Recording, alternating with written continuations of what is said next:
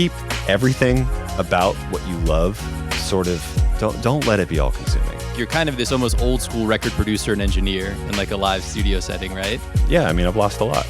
I didn't mean to, but I just started crying on camera because of a specific sort of memory I had attached to him and his music. I wouldn't trade it for anything. Yo, what's up? This is Toru, and in a way, so are you. I'm a music producer, entrepreneur, and host of this show, Producer Head. Welcome to my conversation with AudioHaze, the mind behind some of the most honest and educational music content on YouTube. We talk about the loneliness of creation, building community, and why Monumental leaves are total bullshit. Let's get into it. What's up, everybody? This is Toru, and in a way, so are you. Welcome back to another episode of Producer Head. Very stoked. Today we have Ricky of AudioHaze here with us. Hey, how's it going? Good to be here. Great to be here with you, man. Thanks so much for making the time. All right, man. I got so many things I want to ask you, so we need to get into this. So I kind of want to talk about this, like just kind of balancing like working really hard as an individual and kind of the inherent isolation that exists.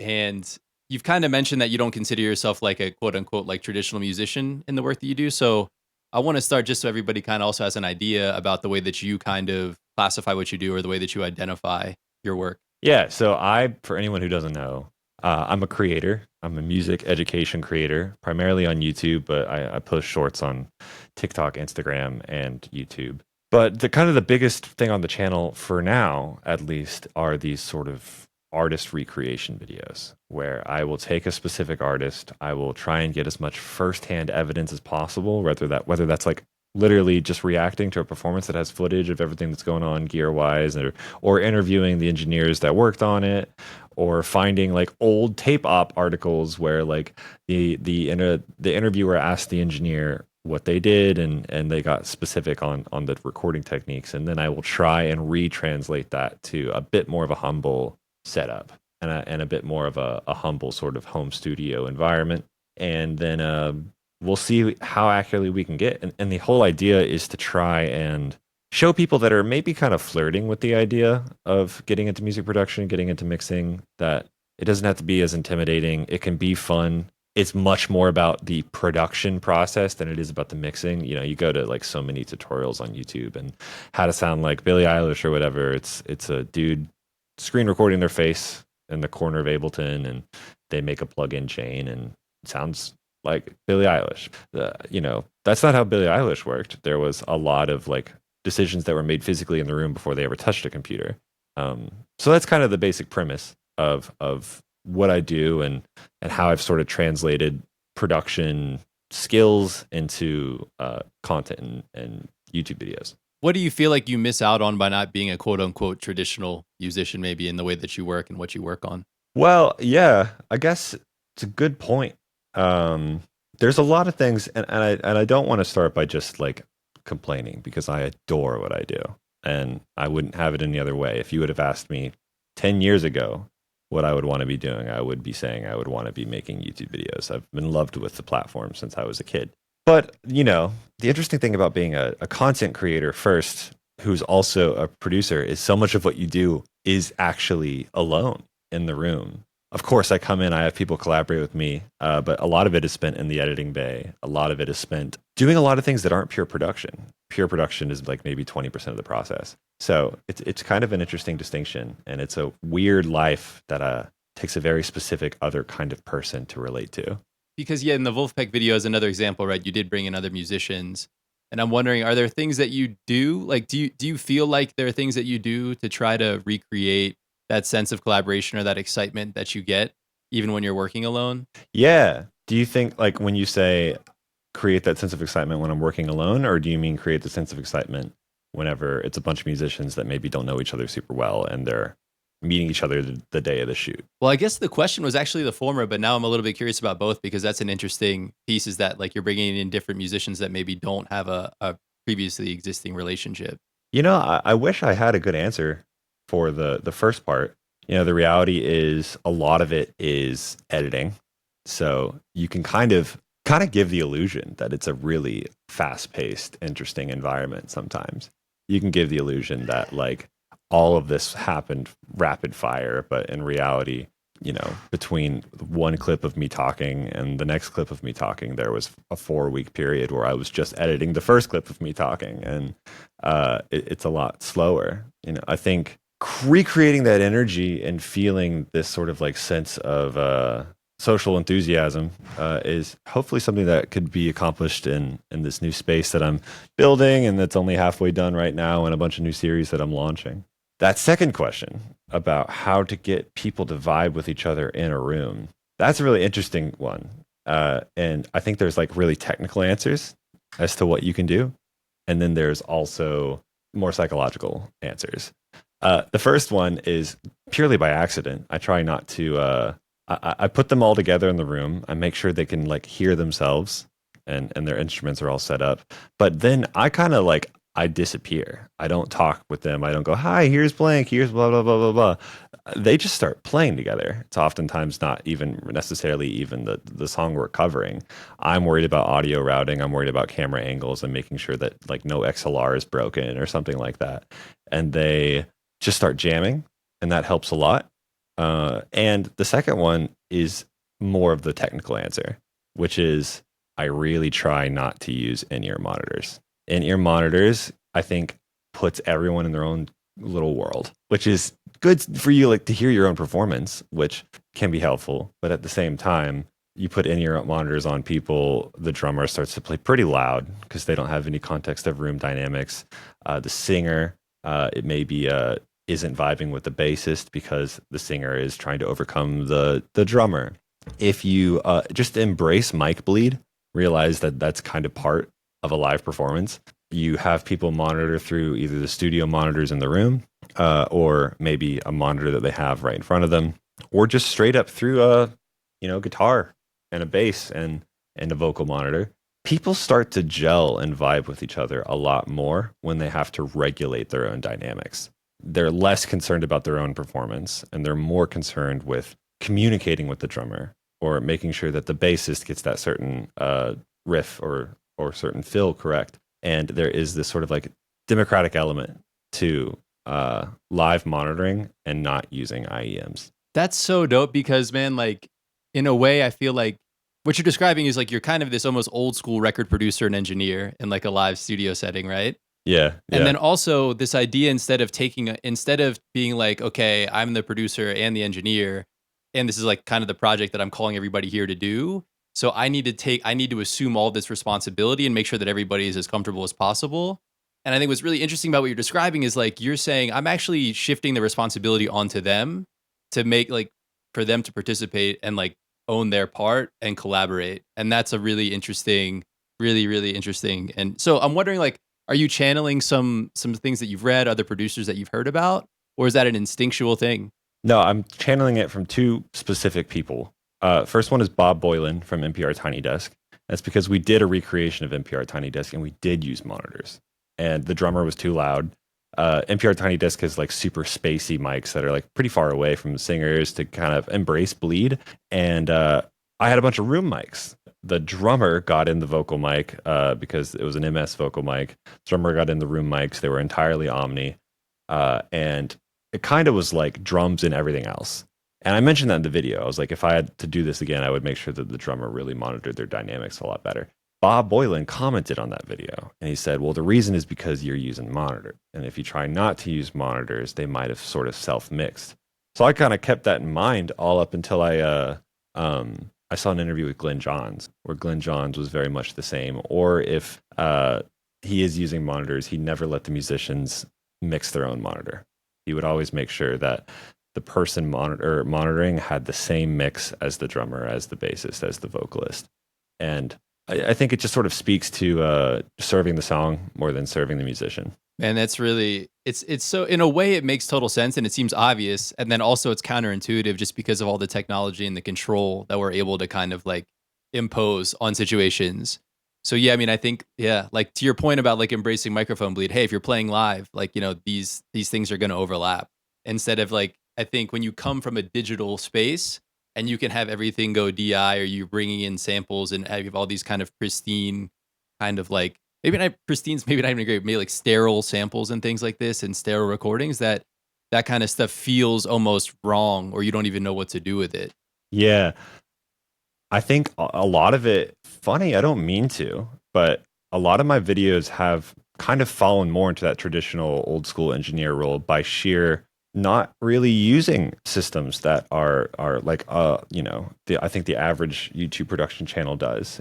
I'm not doing a lot of overdubbing. Most of my videos are live recreations. And that means you just have to embrace bleed. I don't have the budget of a Sound City or uh, uh, you know, Electric Lady. I don't have all these monitors. I have one monitor that we rented for a day. I got it from Guitar Center. It's super beat up. So I'm going to turn it up really loud. I'm going to put it in the back so it doesn't bleed. But I also need the musicians to hear it as good as they can. So there's going to be some bleed. And these sort of like scrappy recording setups just sound a little bit looser. And a lot of times that's resonated. I think the biggest one that we ever did was the recreation of the Beatles, which we did on a rooftop. And there's a lot of bleed in that. And that was just kind of because of the budget, because of doing it live and trying to do it in a scrappy way. And I think as a side effect to that, a byproduct of that, you get a bit more of a human sound because it's less curated, less overdubbed, less automated, whatever you want to, tuned, whatever it is. Yeah, I can't help but wonder because I think, I won't speak for anybody else, but I think even for myself who like started out on guitar, that in the context of production, I think sometimes I'm more about like I get into this place of like I need to get things in and then produce it. And I forget about the importance of like what you're trying to do is capture performances all the time. And that is, I think, something that gets lost maybe. Totally. And if you like as a producer get to the point where you're worried about like a couple dBs, 1 decibel of automation that you're changing, or like you're really micromanaging one frequency that you want to cut out of this 1 10-second clip, zoom out because no one's really going to notice that. And I think we start to lose the greater picture when we have this level of micro control. In terms of the isolation piece and working alone for a lot of the time, are there things that you do to try to balance yourself out? Totally. That is it's always a problem. It's always a problem that I'm trying to improve and get better at. And I think recently I have gotten a lot better at that. Partly because of this new space that I've been working on and building in. One of the detriments of being this sort of like bedroom producer guy is like, people talk about like the second and the third space where they have like their work and their home, and then they have the third space, which is like a bar or a park or whatever it is. I had one space. I had the bedroom that I lived in, the bedroom that I worked in, and I was so tired that I would always just sort of like be with my roommates and rinse and repeat and hardly ever leave, which was really hard psychologically to sort of through. And yeah, it definitely fucked me up a little bit.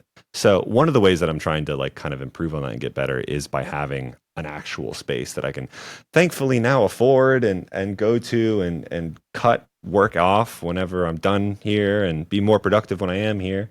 But there's also things that haven't started yet that I'm really excited for. Like we're launching a new series on the channel that isn't as centered around, sounding like a major artist. It's more about like highlighting a local artist and learning production techniques that would work for them, production techniques that might seem like like a learning about mid-side XY stereo miking or whatever it is, learning how to like I have an idea of like doing a video where the entire thing is recorded to tape, and it's like you're working only with 90s gear, not because people need to learn how to record to tape, but because the lesson there would be mic placement. The lesson would be getting good source material because you have limited tools in order to mix with.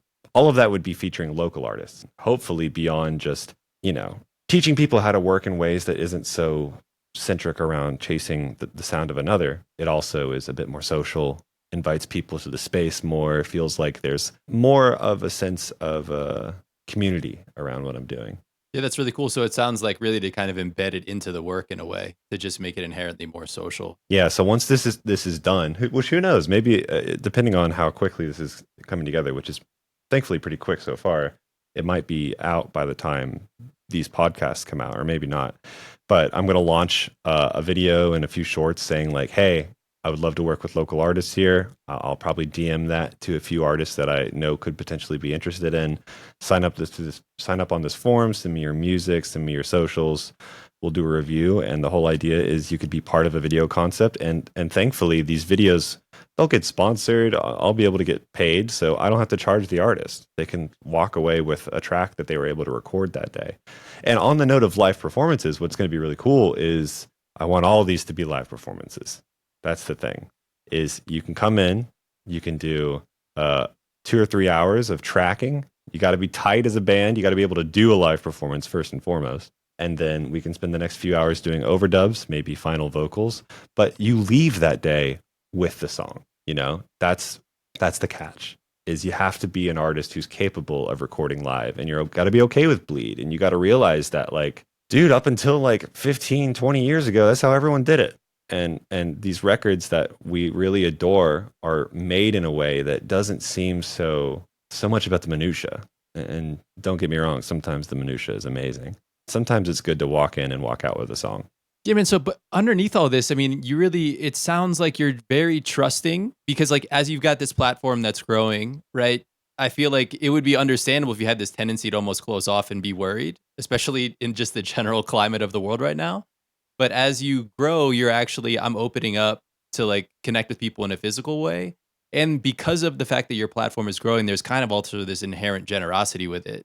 So I'm also curious about where that comes from for you. Yeah. Okay. So, I think one thing I've learned is every time that I have been scared to open up and kind of be more trusting and to be more vulnerable about me and myself, it's been terrifying to do. And then I do it, and it has almost always been rewarding. I don't know if you've seen the Hosier video. I didn't mean to, but I just started crying on camera because of a specific sort of memory I had attached to him and his music. And at first I was like, I can't post this. This is ridiculous. I'm a channel about audio education. But I did, and now it's probably, even though it's not even my most viewed video, it's actually one of my poorer performers. I get the most people coming up to me on the streets and being like, that's my favorite video. And it's always because of that moment. And if there's a way to sort of open myself up and be trusting and use the platform to help other people show their music, and in return, what I get is sort of more about the human interaction element of it than necessarily any sort of even monetary or view benefit. That's what I want to do. Because I for the longest time, the channel was just me. And eventually, the satisfaction of, you know, the number on the screen going up, the pixels changing, it goes away. And you start to realize that, like, the human element of interaction is something that you've been missing. And, you know, I just want to engage with that more and more and more. And I have been for the last couple of years. But the more and more I can do it, the better. So that Hosier video that you're referring to, when that happened, and what's that inner monologue like when you're thinking about, okay, should I just cut this part out and then release it, or do I just release it as is, and then deciding to do it? What was that decision process like? I mean, the inner monologue whenever you first put it out is you're just worried about every negative comment you've ever got.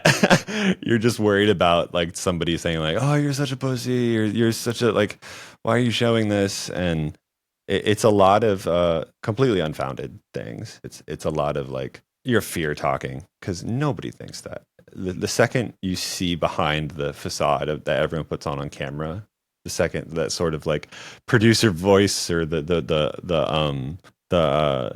caricature that you put on for the camera, whether you mean to or not, everyone's got this sort of persona that they put on when the record button is on. When you can break through that and see the reality of who a person is, I think it's almost always appreciated. So, the inner monologue is very self-critical until it happens. And then I think the inner monologue just sort of gets quiet, and at least for me, becomes more of the sort of abstract feeling of everything's going to be okay. I'm actually really proud that I shared that. And, you know, I got a good group of people behind me, which not everyone does. That's really cool, man. Can you tell us what your ideal working process would look like? Yeah. Ideal working process. Sort of like if I could build my own schedule. Yeah, like, because I mean, I'd imagine that like most people, you have like this is how it's gonna go, but then you have to adapt. Like you plan kind of almost under ideal circumstances, you know, Yeah. and then Oh, you're like, oh yeah. wait, I Yeah. never have those. Yeah, So the ideal circumstances, I wake up at 7 a.m. every day, and then I go to the gym, and I'm into the studio at like 10 a.m., and I work until 6, and then I go home, or I don't go home. I go out with friends, and then I'm back home at like 10 and rinse and repeat and go to bed at 11:30. But it's not really the reality of what happens. It's usually most of those things shifted like 2 hours later. So I'm going to bed at like 1 a.m., and I get home at like 9 instead of 6 or 7. I think the ideal is that, like, this is one thing that if I could, I sound so preachy when I say it. So you tell me if you want me to get more or less preachy. I wish I could tell more musicians that are especially like kind of starting to get it, that are like starting to get momentum. It's probably nothing that they want to hear. But keep everything about what you love. Sort of don't let it be all consuming. If you love what you do, love that you get to do it from 10 a.m. to 6. Love that you get to do it at night during shows and during the restrained times that you're welcome to work. But if you let it become all consuming, not only are you going to miss out on, I think, a lot of what life has to offer that the average person who just has a 9 to 5 and hates their job doesn't get to miss out on. You know, there's almost something beautiful about despising. This is so privileged to say, but there's almost something beautiful to like despise what you do and really appreciate when you're free of it. But if you love what you do and it's everything that you do and you never disengage from it and experience everything else that life has to offer, you're going to miss out on a lot, and you're going to start to resent what you do for missing out on those things. So the ideal work, in my opinion, is to work, have it be social, have it be fun and fulfilling and amazing, and then know when to put it away and engage with all the other meaningful things life has to offer, like friends and family, time alone, and time outside, not hunched over your guitar or your MIDI keyboard or your DAW. And yeah, just making sure that, you know, maybe work is 60% of what you do every day and not 80, 90, or 100. yeah, I mean that's almost kind of a hot take, you know, especially in like the independent creator world. So I'm wondering, you know, to what extent maybe have you learned that lesson firsthand? Totally. I've lost, yeah, I mean, I've lost a lot in the means of like trying to do this. And it's funny because I didn't have the most lofty goals ever. What I wanted to do is, you know, admittedly in a shallow way, have a following, which I do. I didn't want like this world famous following. I just wanted enough to feel confident about my ego, and I wanted to do what I love, be able to sustain myself doing what I love, and I didn't want anyone else to be in charge of it.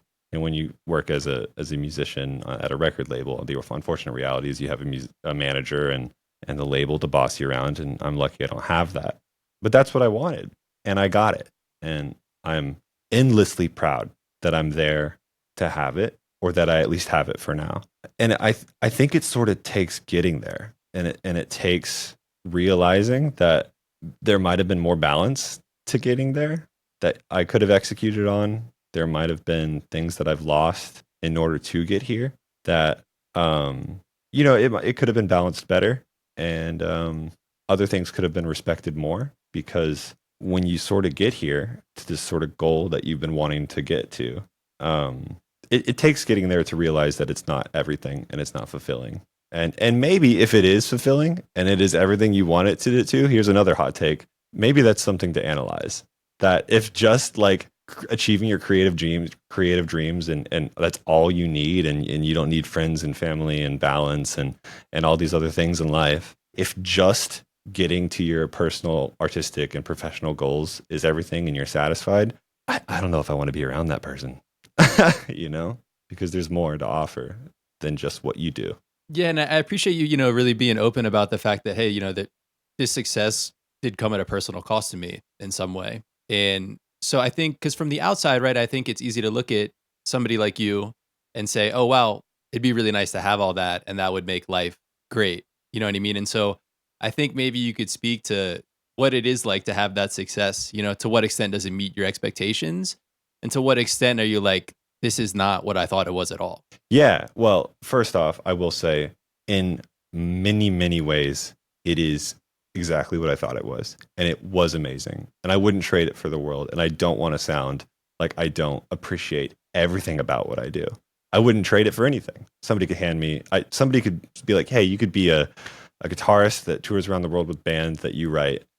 You could sign up to a major label. You could be making 50 times what you're making now. And I'd be like, I'm good. This is what I want to do. I want to be a creator. I want to control what I'm able to output and when I want to output it. So 100% that it is a dream job. And the second half of that question was, in what ways did it not meet the expectations? In what ways would I sort of, I'm sorry, could you clarify the second half really quick so I make sure I answer that as well? In what ways did you arrive and go, oh, this is actually a little bit different than what I thought it would be, or it didn't fulfill me in this way? So for me specifically, it's the time commitment needs to be spent alone. And that might be different for other people, especially if I think my videos have a pretty heavy edit. So they take a really long time to edit. But if you're a person who can just like make a video and send it to an editor and not forget about it, it might be different. But it didn't meet expectations in the sense that it can be quite an isolating job. You know, it can be very, like we mentioned before, very much video editing. That's what it is. Yeah. Would you consider yourself naturally like an introverted person? Where do you fall on that spectrum, introvert to extrovert? I'm an introvert in the sense that like I think sometimes social interaction can take a lot out of me, but that doesn't necessarily mean that I'm not good conversationally. That's what I would say. I would say like to me, I think a lot of people define introverts as just like quiet and like they don't talk very much and they're kind of shy. And of course there are introverts like that, but I would define introverts as a lot of them are very socially capable. Most of them are socially capable. It just takes energy to socialize. And I think extroverts gain energy from socializing. So I think in that sense of the word, I am introverted, but in the sense of like, I'm perfectly socially capable. And I love talking to people. I love talking to people for a set amount of hours and then I need to go like chill by the river, you know? Let's talk a little bit about some of the things we can learn from you on the production side. What recording and arrangement tweaks can have a positive effect downstream on mixing, kind of to that, what we were talking about before in terms of like, start with something, what you start with impacts a lot, and maybe mixing isn't that important in a sense. I think recording and arrangement, the biggest thing is like we talked about before, amazing source material, making sure that, I think like, let's take drums for an example. I think a lot of people, and I did this so much especially when I was in production school, I like over miking a drum kit and just assuming that would be good to have as many mics as possible is like a deadly sin. Not only because it can cause a ton of phase issues and can make your kick sound really anemic if there's a bunch of different microphones on it, but also that sort of spoiled for choice mentality whenever you go into the DAW and you start to set like a basic rough balance for it.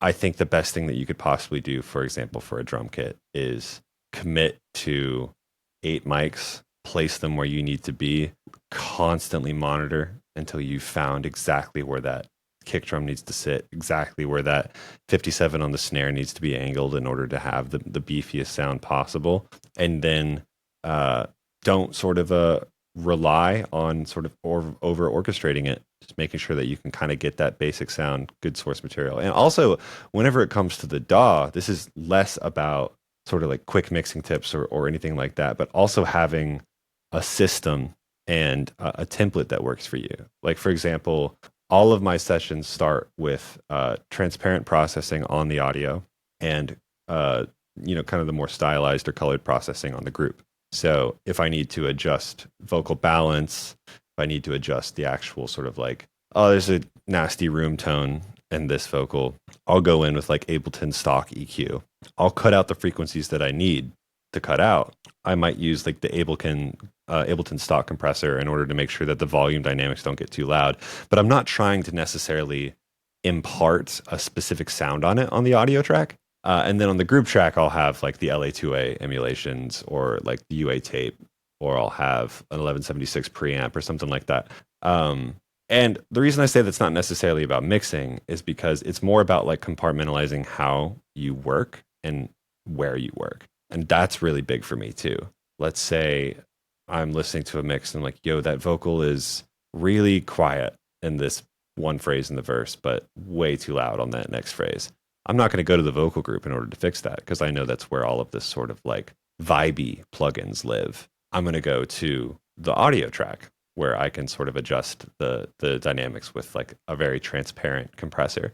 And just sort of like compartmentalizing when and how you work rather than throwing on 10 plugins onto a single audio track because you're just like chaotically trying to figure this thing out is also, I think, really important. Just developing almost like a mental bookshelf of where your tool or your tool shelf where things are and how you approach a mix will make you much faster as well. Yeah, no, I mean, it's so cool, man. I mean, you're basically describing just the importance of like kind of an underlying process and letting that guide things so that anytime you do something, you know exactly where you're going to go, whether it's a more granular change or something more kind of in the aggregate, like you're describing. It's a really cool way to think about it. Also, like there is like a romanticization around gear. For example, I talk to my drummer about this a lot because he's super gear nerdy like me. We'll get like a new microphone or something like that, and we'll be like, oh, I want to try this one on the snare. Well, or I want to try this one as like a center overhead.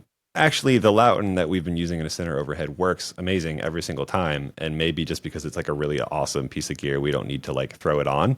We just know that like this system has been working and it has been working extremely well. And I want as many sort of, or as little mental roadblocks as possible to get the audio into the DAW as clean and as well recorded as possible too. Hey, real quick, if you're enjoying this episode, take a second and hit that subscribe button. Remember, Producer Head grows thanks to listeners and supporters like you.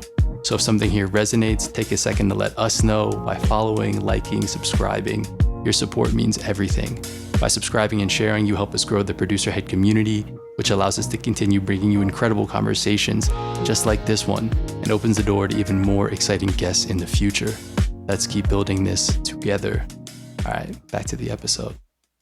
So I think, man, something that you clearly have figured out is this, because of the nature of your channel to date and like sound like X person or X artist, that there's this ability to be like, this is what I want. This is what I have. This is where I am. And how do I like understand that gap in a way that allows me to take steps towards?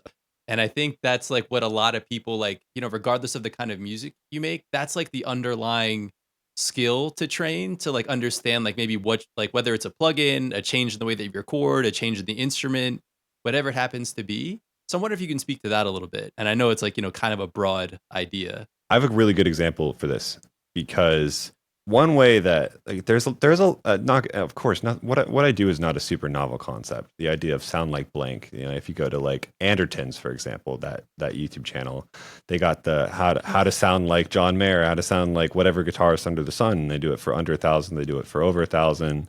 But the difference is they're trying to find gear that is exactly the same sort of voicing as possible, or literally the exact same gear.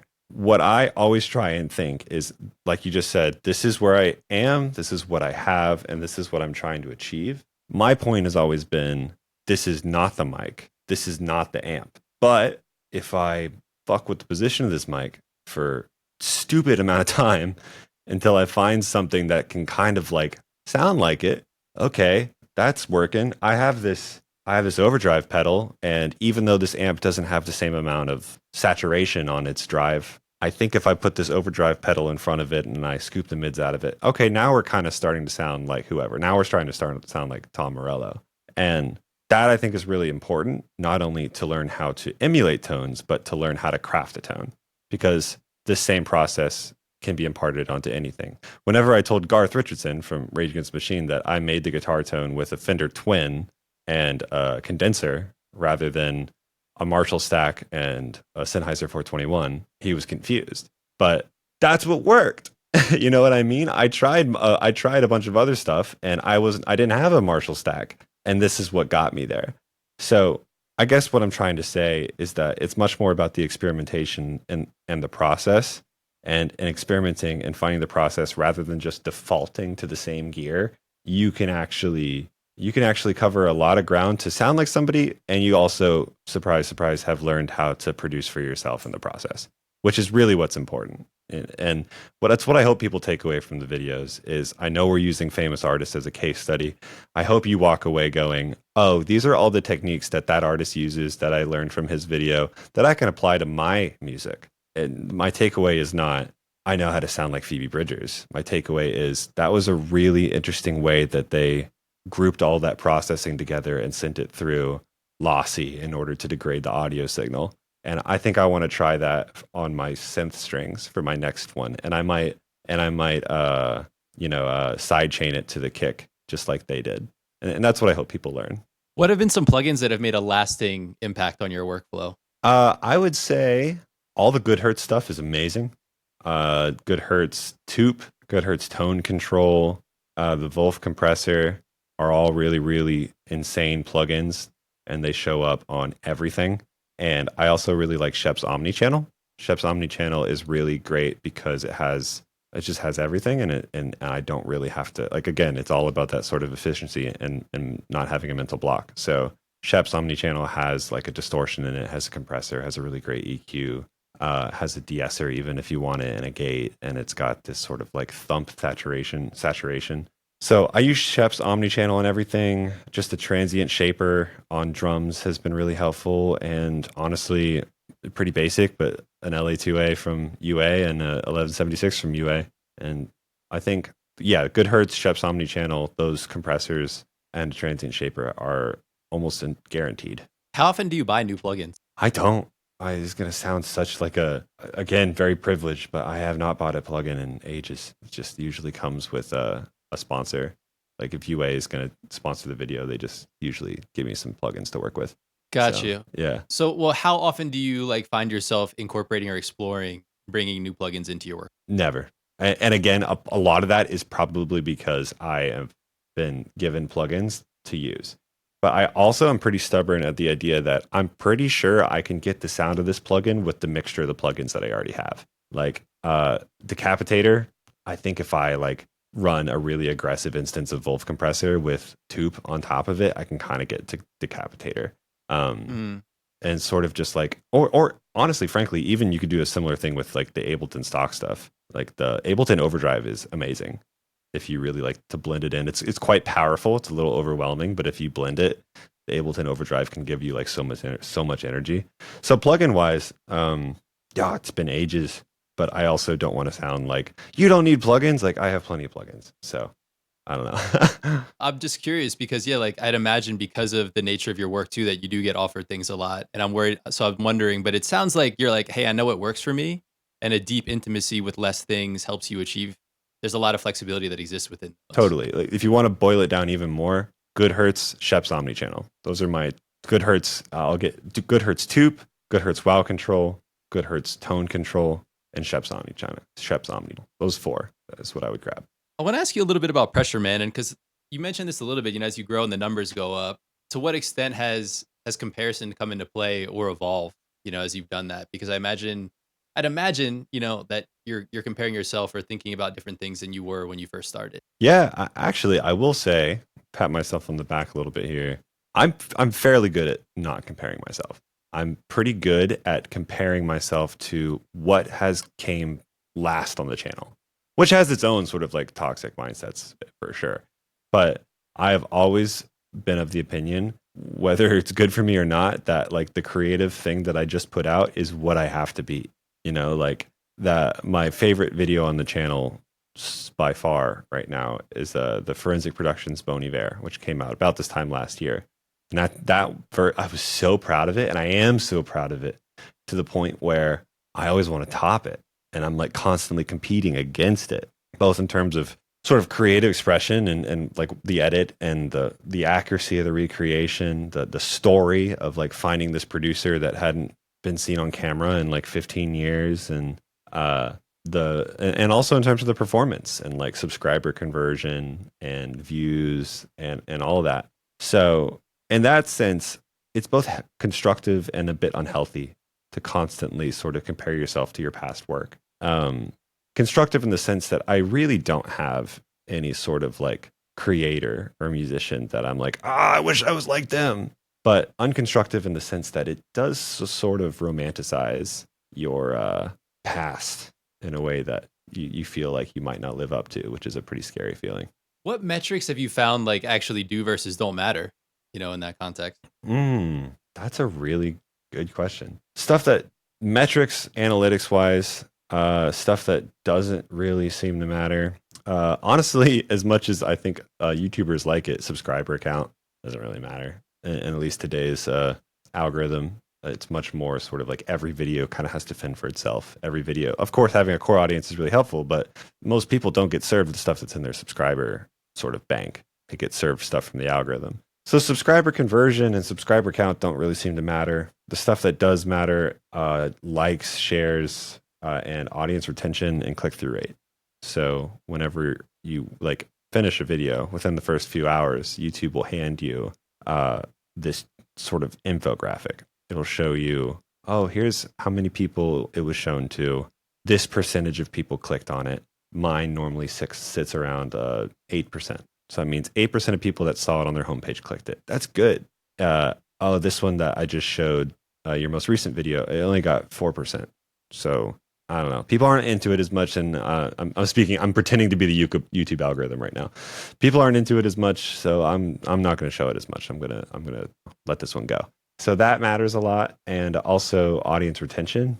It's another thing behind the scenes at YouTube. It'll show you this line chart, and it'll start at 0%, and 0% is always 100% on the y-axis. So sorry, it starts at the 0 second mark, and then on the x-axis is the length of the video. Starts at 100%, and it starts to fall usually to about 20% by the end of the video, which means 20% of people made it to the final part.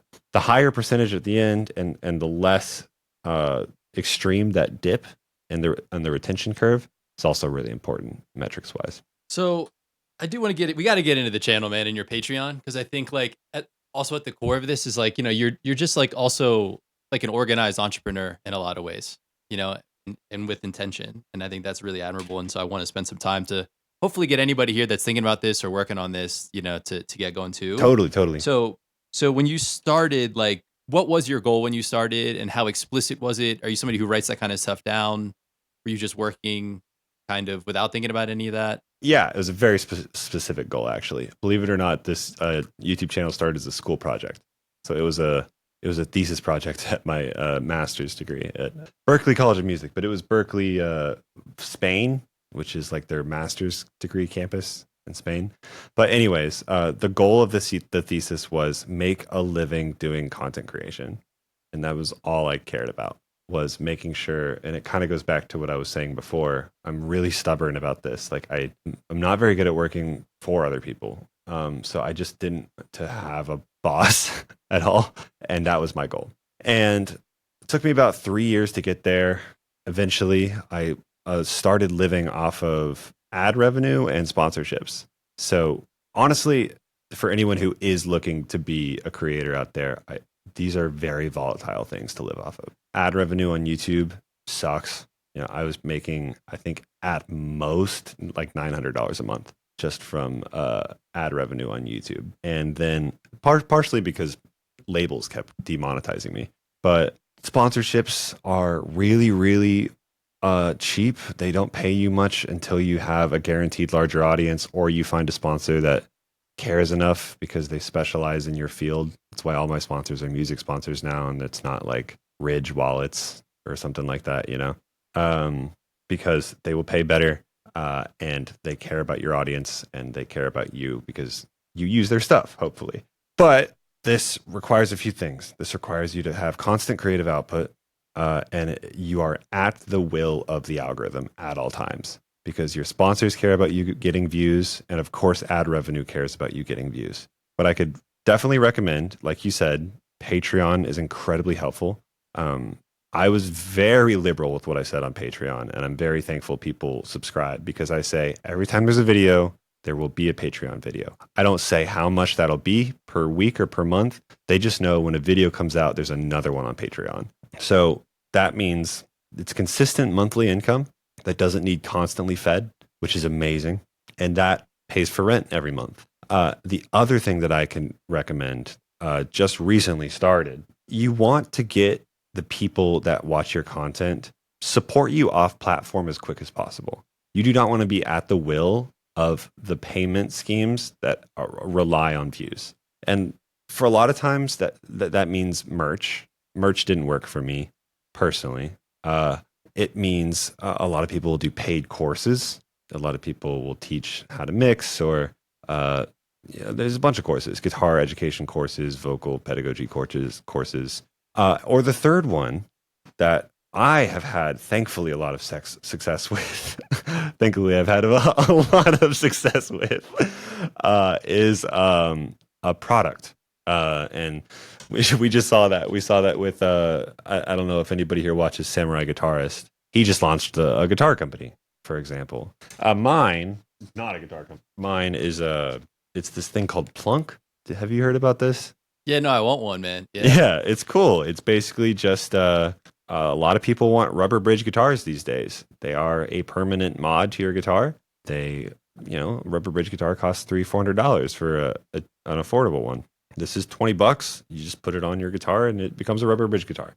That has been insanely helpful for me. The reason I'm in this space, the reason I'm able to support myself, the reason I'm not freaking out over finances is because of a product. That doesn't mean everyone should go, make a energy drink or whatever, but if you can find something that people are going to want to buy and it can provide you a consistent amount of income that is not reliant on your video's performance, you're going to have a healthier relationship with your video, because you're not going to be like, fuck, I hope this does well. You can create for the sake of creating.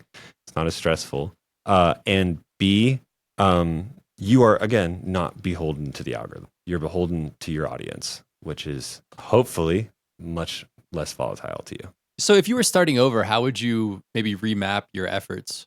And what would you do the same? Yeah. So the very first thing that I would say, you got to be kind of pragmatic with it at first. I think there's a lot of actually very interesting strategies that you should do as a beginner content creator.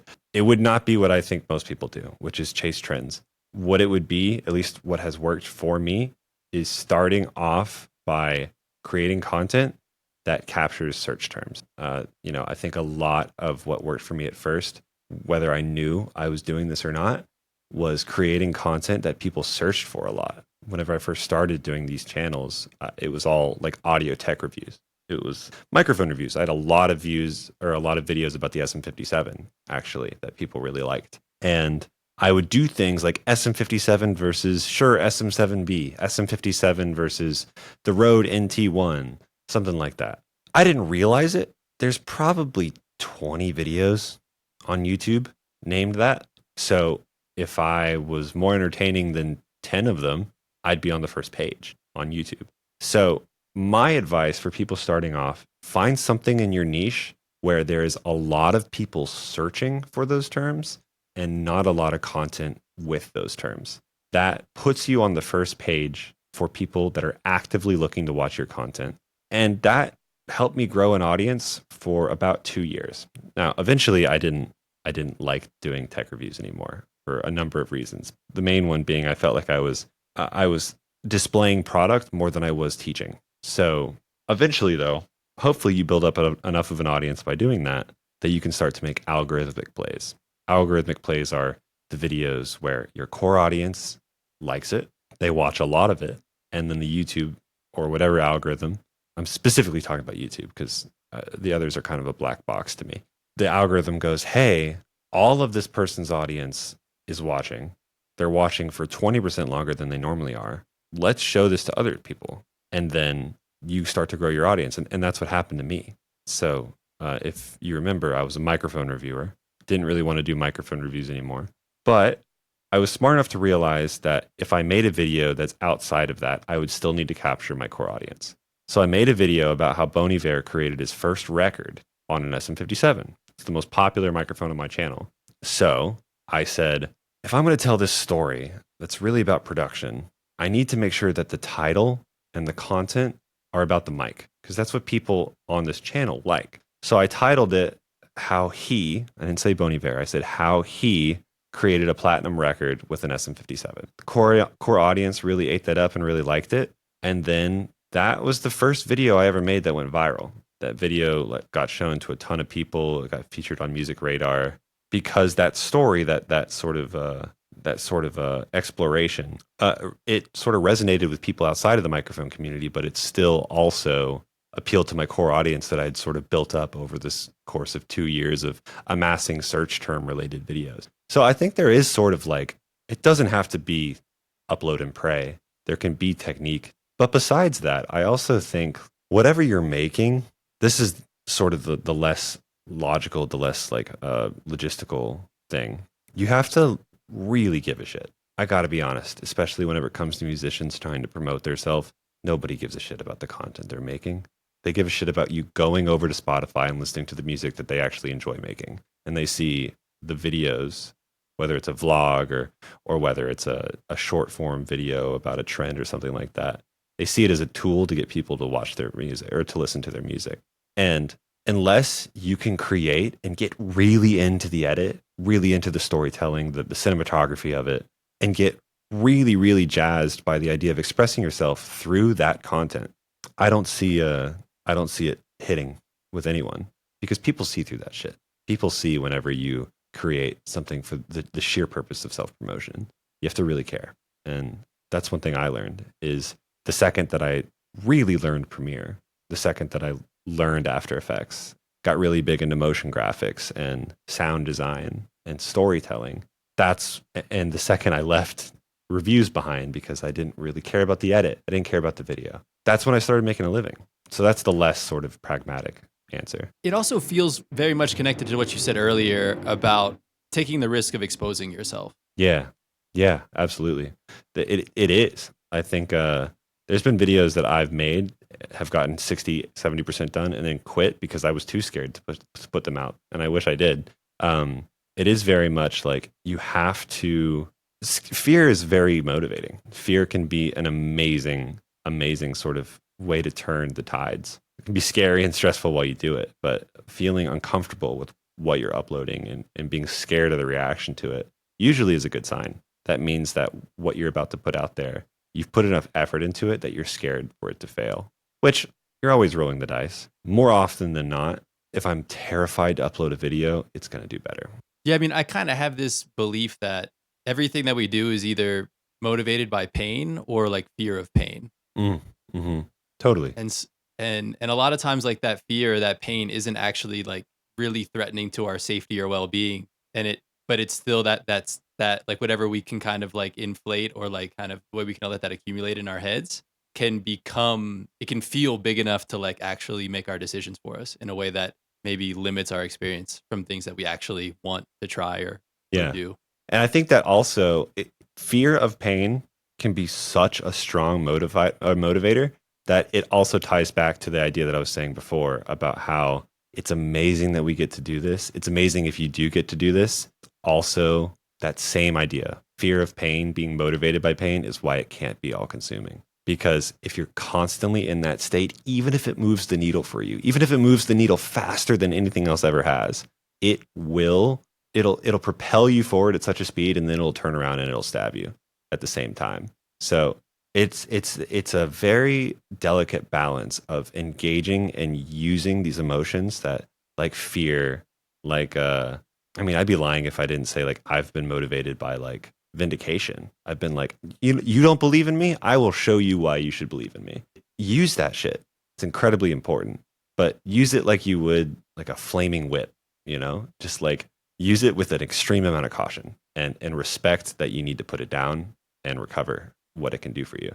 Right. I mean, I hear that and I just think, okay, like you're describing a type of fuel, and every kind of fuel has a different kind of exhaust, and you need to be kind of conscious of that. Exactly. And I have not been conscious in the past, and it's been quite a learning experience to try and get better at being conscious of that. Well, no, I mean, I appreciate that it comes from a place of personal experience so that people can really hear that. But I do think it is a hard thing to take somebody's word for all the time, and you kind of have to push yourself to find where those boundaries are. Yeah, I'm fully aware that most people that hear this, it's going to just fucking bounce off of them. It's the same way with like comments. Like I can be upset about comments, and then I can be like, yo, this is like incredibly difficult to deal with. And of course, like the answer is obvious. Same answer that everyone's going to give. Like, yeah, these people, they have probably a terrible life. They're having a bad day. They're reflecting it onto you. Don't think about it too much. That's the proper answer. But it is another thing to live through them. It's another thing to sort of like have very targeted sort of statements come at you. And it's the same thing with motivation. Like, I think a lot of people, all these concepts that I'm bringing up sound chill. They sound right. And a lot of people will be like, yeah, for sure. Yeah, you're totally right. And then they will continue forward without that sort of caution because it's a type of sort of experience that you just have to live through and you have to realize it for yourself. And there's not really anything that I think a sage advice or an experience that experience has to be the thing that teaches you. Yeah, and I think if somebody kind of is in a different place than you, it can be harder for them to really see it from your perspective. I mean, I wouldn't listen to what I'm saying right now. So for the people that like maybe the people that are looking at what you've done, you know, what you continue to do, and they go, well, like I could never make this happen, you know, I could never experience that kind of success. And so they don't try, or maybe they've like been working on something and they gave up. You know, what are your words of encouragement, you know, around that? That it takes, I think monumental leaps are complete bullshit. And that every small step forward along this path that does not feel rewarding or doesn't feel like you're making any progress at all is much more important than the giant breakthrough. I've described to you a couple times in this video some giant breakthroughs. All those giant breakthroughs happened because every upload, every edit, every graphic, every sort of script that I wrote, a small little bit of a realization happened. A small little bit like, oh, wait, that was a good line. Oh, wait, I don't think I enjoyed putting this video out, even if it's doing well. I don't feel like putting out a video this week. Oh, I really liked the video that I put out this week. All these things that were not physically hitting the upload button. They were these small little realizations. They were increments of failure or success. They all sort of compile and they sort of combust on top of each other to make these large moments. And don't celebrate the huge moments. Celebrate all the things that feel sometimes demoralizing. Because, you know, you can say the same thing about musicians. To me, the 50 shows that you play to 10 people, they're what made the show that you played to 100 people. You didn't finally make it. You played to 10 people 100 times, and suddenly you learned how to be a musician. You learned about sort of stage presence. You learned about performance. You got tighter. And I don't know. When you start to feel demoralized, I kind of feel like you're headed in the right direction, if that makes any sense. I mean, I think it's a bar to just say that like monumental leaps are bullshit. Like I'm like such a like I was ready to like just throw this little desk right here. Like when you said that because I just believe so strongly in like, you know, we can't see all the things that go even into one video that you make. You know what I mean? Yeah. Let alone like, you know, like the years of doing this over and over again in a row and all of the different skills that it combines and all of the like things that and like a sum is greater than the parts kind of thing. And I think music is very much that too, right? It's all these different elements that like if you listen to that track soloed, you're like, wow, this sounds horrible. But you play the whole track and you're like, oh wow, this sounds amazing.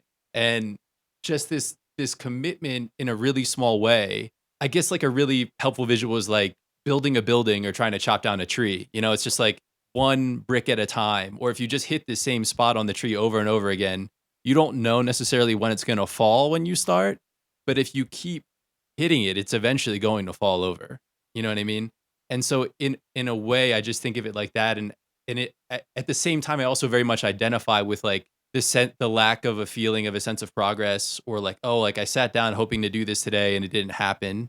But for me, I'm always like, well, the real failure would have been to not do it. Or also, if you take a thought experiment, let's say you as an individual or somebody, we can even get a little bit more jaded. Let's say one of our friends has been grinding to try and get somewhere, and it took them 4 years to do it, and they finally made something of themselves. Or progressively over the course of those 4 years, they can finally pay rent. And then let's say another friend made 4 videos and the fourth one blew up. Suddenly that friend made whatever, 10 grand or whatever a viral video is going to get you. Which friend are A, do you think is more deserving? And B, which friend do you think is going to stay around longer? It's the friend who learned the competency. It's the friend who learned the upload cadence, had the rigor to build and continue to improve throughout constant demoralization. It's going to be way easier for that friend now that that they have these habits regardless of the success. That friend who had a viral moment, the viral moment will be gone, and they didn't build the skill sets to be a creator or a creative. They had a piece of art do well. And I think it's much more important to learn the skills and to exist within this feeling of constant demoralization so that you both appreciate and build up the competency for when the motivation and the success is there. But man, I mean, I think it's like, would you rather be a lottery winner or a laborer of Yeah. Yeah, exactly. Exactly. and like if you're somebody who works, like you're first of all, you're like actually working, you're developing skills and craft. And as you mentioned, it's like there's this inherent tolerance for difficulty that you develop over time. And that doesn't happen if you just win the lottery. Exactly. Exactly. All right, man. So I have some quick hits I want to drop on you before we get out of here. And before we do that, is there anything that you want to like particularly call out or mention, or places you want to send people who are listening and maybe hearing about you for the first time? Yeah. If you wanted to check out the videos, AudioHaze is the YouTube channel. AudioHaze on all platforms. That's about it. I don't know. Yeah. Right on. Yeah, man. No, Ricky, we'll link all that in the show notes for everybody so they can find you easily at AudioHaze. And yeah, like I said, man, I couldn't recommend enough. Even if you're somebody who, I mean, everybody listening to this is likely a producer, but even if you're not, there's just like really cool, fun things I think to appreciate music more deeply as a fan in general for watching your content. So couldn't recommend it enough. And here we go. Which DAW do you use? Ableton. 3 favorite albums. Origin of Symmetry, Muse, Kid A, Radiohead, and probably In Rainbows, Radiohead. Best music gear purchase you've ever made. Best music gear purchase I ever made besides a camera? Probably an SM57. Let's go. As you can tell, I'm a fan. Plugins you love and their use cases. Good Hertz Wow Control is an amazing plugin for this sort of like tape saturation that's super gooey. It's also an amazing EQ tool if you want to use the sort of like the color knob on it. I put it on a master so that whenever it really starts to pump, it gets kind of squishy and kind of a little bit less harsh. I also use it on a drum bus to make drums sound really aggressive and lively. So that's probably my favorite, or one of my favorite plugins. And then, like I said before, Shep's Omnichannel, and that's not even necessarily, it sounds amazing, but it's also just efficient. You could buy Shep's Omnichannel and you don't really need any sort of like analog emulations besides it. And it's like $40. There you go. Yeah, actually, that's something I didn't ask you in general, but your overall feelings on kind of how important hardware is today and how much you can achieve with plugins. I mean, you can achieve everything with plugins. I think, honestly, it feels like the dialogue has sort of switched, where before it was always like, oh, you need analog, and now everyone says like you can do everything with plugins. And it's true. Like in terms of like sounds, you don't need anything hardware wise. But I think the appeal in terms of hardware suddenly becomes, you know how many times I've been screwed over by like licenses and iLock and buying a new computer, and suddenly like none of the licenses want the transfer, or my Apollo interface is basically a glorified massive iLock, and I'm not going to own it. And actually, if I continue to own it over the course of like 10 years, it's actually going to be more expensive than if I just bought a fucking LA2A. That's the appeal of hardware now. You know, it's that like, this is what it does. It will always be doing this. It will always be here. So if you can afford it, I think hardware is good for that sense. But I'm kind of talking out of my ass because I've never owned an LA2A. I've never owned any hardware. Yeah. The physical space thing is also nice. Yeah. Something you bought for music and never used. Ooh, for music and never used. An Arturia drum brute drum machine. I thought that'd be really fun, and I've never ever recorded it. One habit that sabotages your creativity. It's okay. I get to rest. I need this rest. I deserve this. I think falling too much into that sometimes has fucked me over, being like, no, I work so hard and I get to rest, even though it's like Wednesday at 2:00. Something that you wish more people understood about music and or production. Goes back to that Elliott Smith and Daniel Johnston. The best music out there can exist without any form of production at all. And that if it's not there, you're kind of doomed from the start. A movie that changed the way you think. A movie that changed the way I think. A movie. God. I'm so bad at remembering movies. It's not really like, it's probably just because I just saw it, but this movie Weapons that just came out in theaters, I've never seen a movie like balance comedy and horror in such an amazing way, because it was genuinely scary, it was genuinely funny, and it wasn't cheesy at any time. It was amazing in both. But that is such a cop-out answer because it really didn't change the way I think. It was just a good movie. No, that's a pretty compelling description. Best advice that you've gotten, Production-wise or just in general? however you like. I think it's super cheesy and generic, but just appreciate what you have while it's here. And don't look in the future too much. Or look into the future, plan for the future, but not at the expense of the present. What fictional character do you see yourself in? I'm so like I don't even watch shows. I'm so lame. I just watch YouTube. I'm sorry, I don't have an answer for that one. I don't think. All good, man. That's all I got for you. So, is there anything else you'd like to say to the people before we get out of here? I think I'll go back to the advice that I mentioned about how sometimes you need to take very small incremental steps that seem painful, but remember to look up from those steps, look behind you, and see how far those tiny little painful steps have taken. And that's the only way you're going to appreciate those big leaps, because the big leaps are a direct product of those tiny little steps. Man, yeah, thank you so much, man.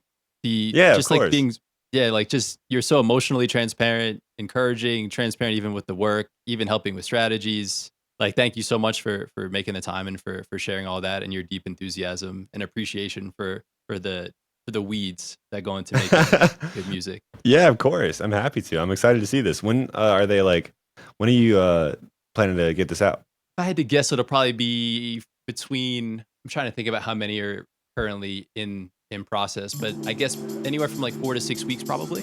Cool. Hell yeah. So pretty soon. Yeah, thanks so much for being here, everybody. That concludes another episode of Producer Head. This has been Toru. Okay, so are you. Peace. Later.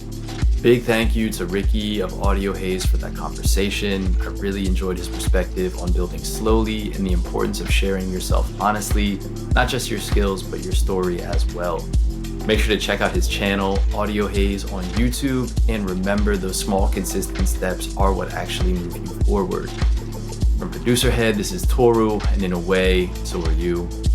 Peace. If you enjoyed this episode, please subscribe, share with a friend, and leave a rating and review wherever you're listening. This helps Producer Head find its place and its people. Without you, there is no Producer Head. Thanks again for tuning into Producer Head. Subscribe and join our community over at producerhead.substack.com so you never miss an episode. Substack subscribers receive exclusive access to the bi-weekly podium, a curation of my favorite discoveries on and offline over the past week. You'll also get access to Producer Head Bars, where I share the best of what's been shared with me to help you and other producers in our community grow. The podium and Producer Head Bars are designed to provide immediate inspiration and direct application in your creative process. So, subscribe at producerhead.substack.com to receive real inspiration and ideas you can use to elevate your own process today. If you care for the craft, get your exclusive access at producerhead.substack.com. This episode was co-produced, engineered, and edited by Matthew Diaz. Big thank you to him. From Producer Head, this is Toru, and in a way, so are you. Peace.